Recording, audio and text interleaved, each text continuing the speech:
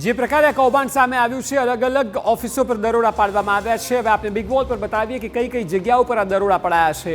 ગુજરાતના મેપ સહિત આપણે બતાવીએ. આપ જુઓ, તલોદમાં એટલે હિંમતનગરમાં આ દરોડા પાડવામાં આવ્યા છે. ત્યારબાદ રણાસણમાં પણ ઓફિસ છે એજન્ટોની. હિંમતનગરમાં પણ તમામ જગ્યાએ, વિજાપુર પણ આપ જુઓ એટલે ઉત્તર ગુજરાતના જ તમામ જિલ્લાઓ આપ જોશો. એ સિવાય આપ જુઓ, મોડાસામાં પણ દરોડો પાડવામાં આવ્યો છે. ગાંધીનગરમાં પણ ઓફિસીસ હતી અને વડોદરામાં, એટલે આ મધ્ય ગુજરાતનો ભાગ કે જ્યાં બાકી તમે જોશો તો ઉત્તર ગુજરાતમાં સૌથી વધારે અસર જોવા મળી રહી છે. માલપુરમાં પણ દરોડા પાડવામાં આવ્યા છે. એટલે ગુજરાતના મેપ થકી આપ વધારે સારી રીતે સમજાશો કે કઈ કઈ જગ્યાઓ પર આ દરોડા પડાયા. આખરે બીઝેડ ગ્રુપની વાતોમાં લોકો કેમ આવતા હતા એ પણ આપને સવાલ થતો હશે. કયા એવા કારણો હતા કે જેના લીધે લોકો સીઈઓ ભૂપેન્દ્રસિંહ ઝાલા અને તેના એજન્ટો પર આંધળો વિશ્વાસ કરતા?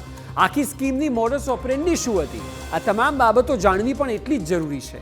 આ વિગત જાણીને આપ ચોંકી જશો.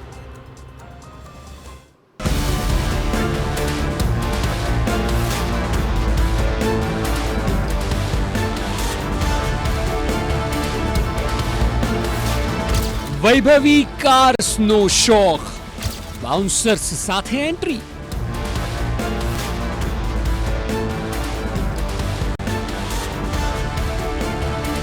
જ્યાં જાય ત્યાં ભીડ.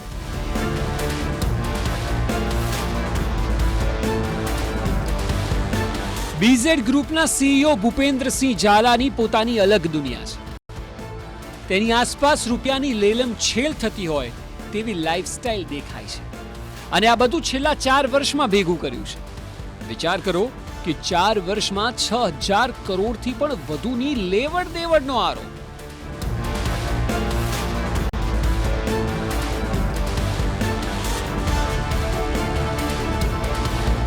આપને થતું હશે કે આટલી ઝડપથી તેનું કૌભાંડ કેમ પ્રસર્યું? કેમ લોકોને તેનામાં વિશ્વાસ આવતો ગયો? જીવનની મૂડી કેમ લોકો રોકવા લાગ્યા?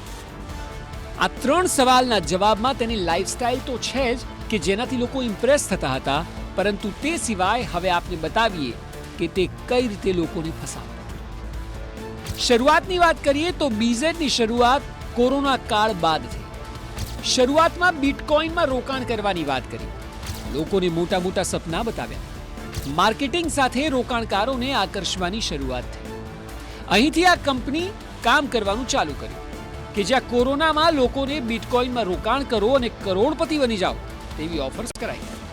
તેની લાઈફસ્ટાઈલ જોઈને લોકોને લાગતું કે રૂપિયા તો વ્યવસ્થિત જગ્યાએ જ રોકી રહ્યા છે. જો કે જ્યારે તેને બિટકોઇનમાં રોકાણ મળવા લાગ્યું ત્યારે તેને લાગ્યું કે વેપારને વધારવા માટે સામાન્ય માણસોનું અંદર જોડાવવું ખૂબ જરૂરી છે. તેઓના રૂપિયા મળશે તો ધાર્યા કામ થશે, અને આ માટે તેણે નવી માયાજાળ રચી. લોકોને રૂપિયા ડબલ કરવાની લાલચ આપી. 5 થી 7% માસિક વ્યાજની સ્કીમ રોકાણકારોને દર્શાવી.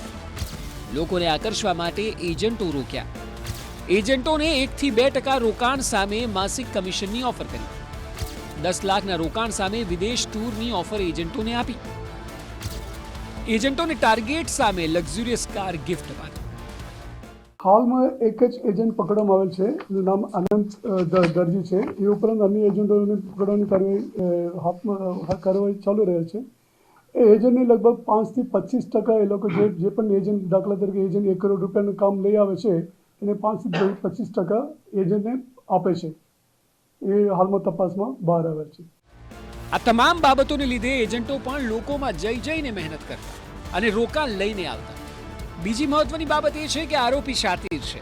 તેને ખ્યાલ છે કે રાજકીય વગ પણ બતાવવી જરૂરી છે.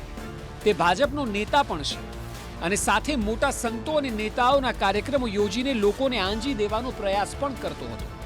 તે પોતે રાજકીય આગેવાન હોવાનું કહીને એજન્ટો અને રોકાણકારો સમક્ષ એક માહોલ રચતો હતો. તેણે લોકસભા 2024માં અપક્ષ ઉમેદવારી નોંધાવી હતી. જો કે માહોલ નહીં જામતા આખરે ઉમેદવારી પરત ખેંચી લીધી. આ તમામ બાબતોથી તે લોકોને ઇમ્પ્રેસ કરવાનો પ્રયત્ન કરતો. વાત આટલેથી અટકતી નથી. લોકોને ઇમ્પ્રેસ કરવાના ચક્કરમાં તે ઘણું બધું કરતો.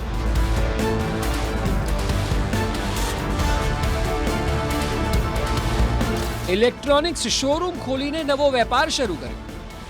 ચાઇનીઝ ઇલેક્ટ્રોનિક્સને એસેમ્બલ કરી બીઝેડના નામે વેચતો. હિંમતનગર નજીકના ગ્રોમોર શૈક્ષણિક સંકુલ ખરીદવાનો માહોલ પણ તેણે સર્જ્યો હતો. સંપૂર્ણ પૈસા નહીં ચૂકવાતા જૂના માલિકોએ તેનો કબજો પરત લીધો.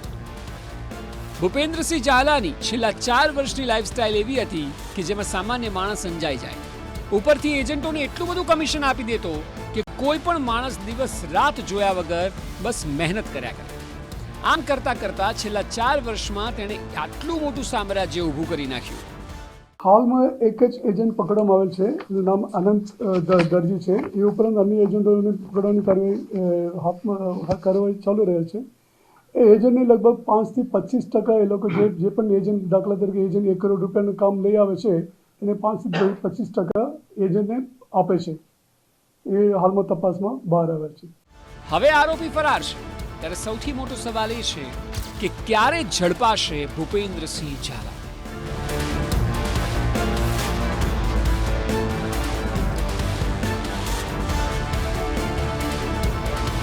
અવનીશ ગોસ્વામી, TV9, હિંમતનગર.